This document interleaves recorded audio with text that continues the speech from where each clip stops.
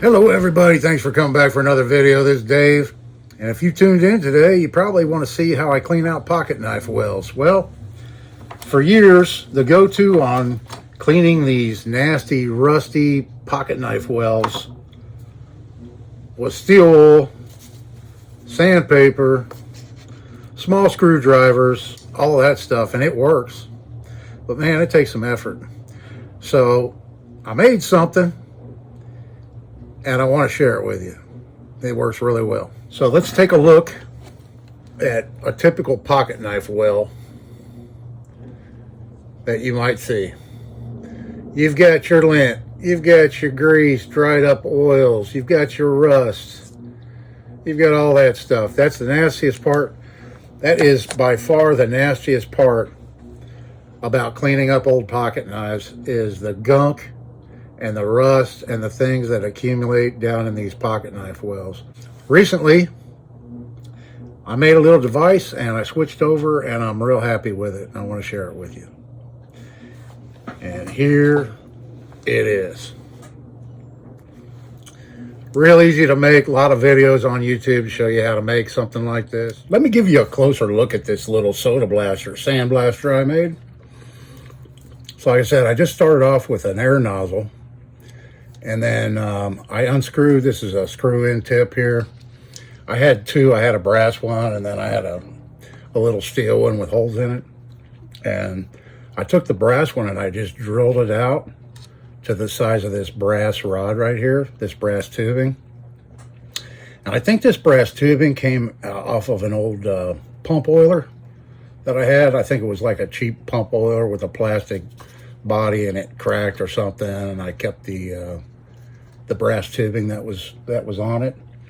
But I drilled out a hole the right size for that tubing, stuck it in there and soldered it. And then, mine here, you can see I used a pill bottle. You could use whatever you want. You could, put a larger container, even one that holds a whole box full of whatever media that you're using. But I put a couple pieces of electrical tape. I burnt the holes in mine rather than drilled them. It makes the plastic a little bit thicker where you poke it through. And then the tape kind of holds the bottle centered over that hole that I filed in the bottom of it. I just clamped it up in my vise and took a round file, and I filed a little notch in the bottom, and that's where it picks up the baking soda from. Or if you put sand in here or whatever you put in here, it draws it up through there. And then on the end, you can see I just kind of mushed it down, rolled it a little bit to make it more narrow so that I can get in the tight wells of smaller pocket knives and stuff. And this was the first one I made, and it works fine. I don't really see any, it works fine for what I'm using it for. In the future, I may make one a little bit that looks a little bit prettier. But like I said, I was just knocking it out just to try. And I've been using this for a while now, and I'm really happy with it. It really does save a lot of time cleaning up those really, really nasty pocket knife wells, So if you opt to make one, it's an easy project, fun project. You could knock one out real quick with, even if you had to buy the parts. I just made this with stuff I had laying around. But even if you had to buy the parts for it, it wouldn't be, you could make it for $20 or well under $20, So anyway, that's a look at my little miniature soda blaster that I use to clean out pocket knife wells.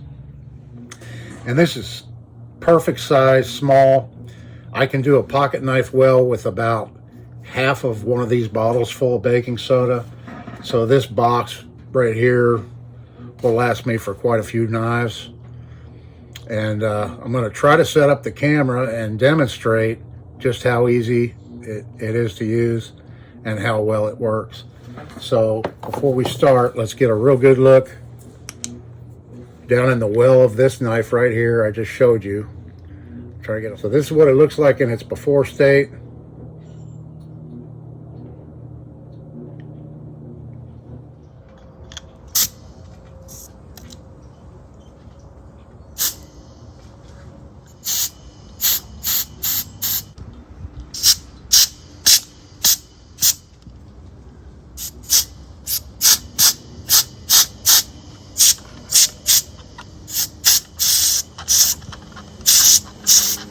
Yeah, it's as easy as that. And here's the after result.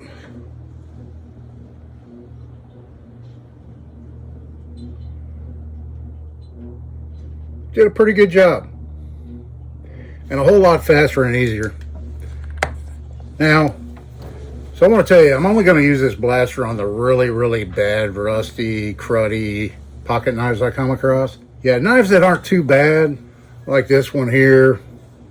You know, this one I just cleaned up by hand, the old-fashioned way, so to speak. But yeah, it does a pretty good job and pretty fast.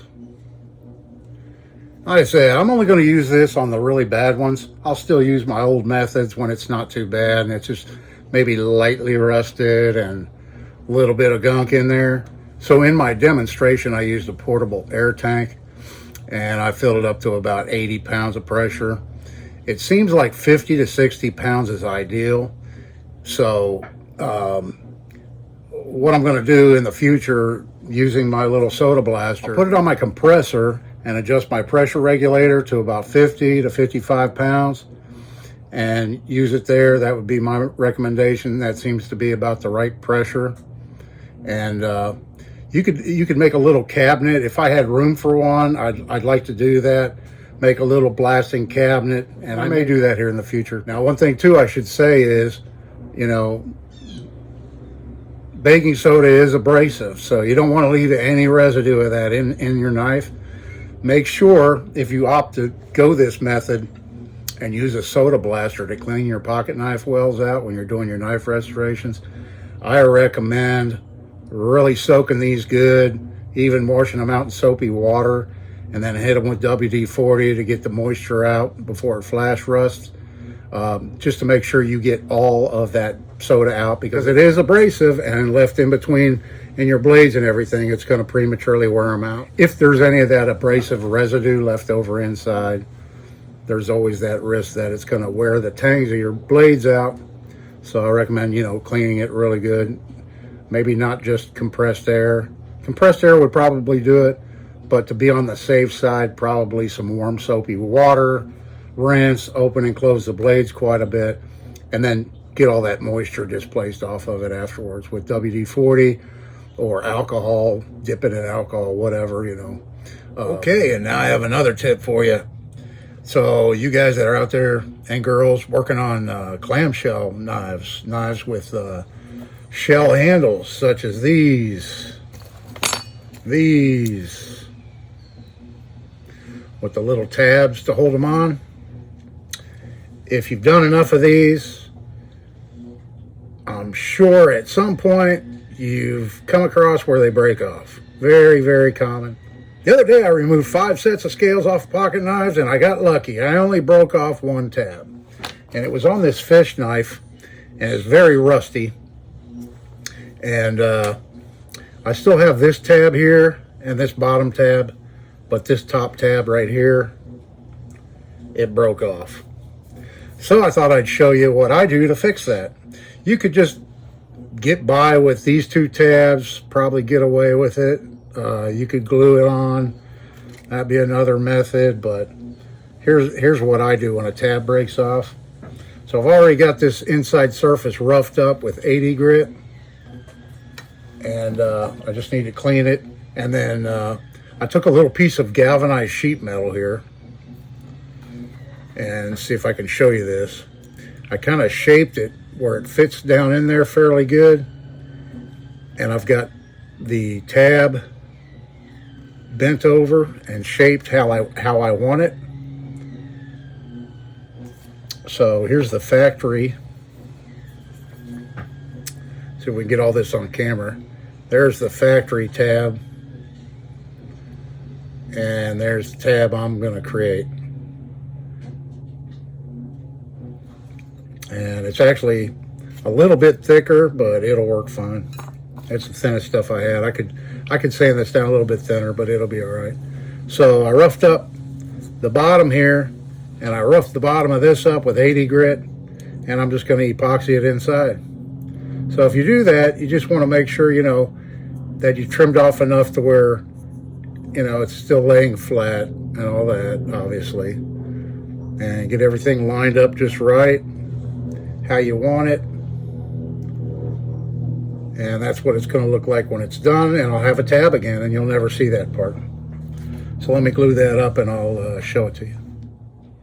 All right. And so I know a lot of you folks out there that don't mess around with these inexpensive shell-handled knives. What do these sell for? You know, $1.39 brand new back in the day. They hold a good edge. They have good steel in them. They hold a good edge. They're cheap to collect. And I love saving the life of these inexpensive old folding knives. So here it is, like it never happened. Here, compared to the one that broke off, that didn't break off. And there it is. Just a good bed of epoxy. Now, alternatively, you could solder this. I've had limited success soldering chrome-plated things without first removing all the chrome plating, such as these were chrome-plated. But I find the epoxy works just as well.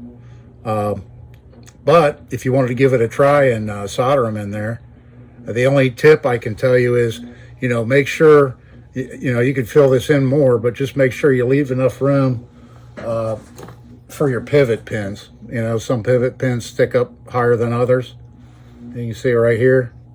So you want to make sure you leave enough room inside your bolster area there for your pivot pin, but otherwise, there's a quick, cheap, and easy way to fix a broke-off tab on a clamshell style knife. So I hope you enjoyed today's tips on fixing up old knives. I appreciate you watching. Let me know down in the comments if you work on them and you get broke off tabs. How do you fix your tabs? This is just one way I fix mine. Love to hear from you and hear how you fix them. And feel free to use any tips and tricks I give you. That's a big compliment for me. If you have a YouTube channel, give me a shout out. I'd appreciate that. If you use any of my ideas, that's much appreciated. So this is Dave. Thanks for watching, everybody, and I hope you're having a great day. And I will see you in the next one.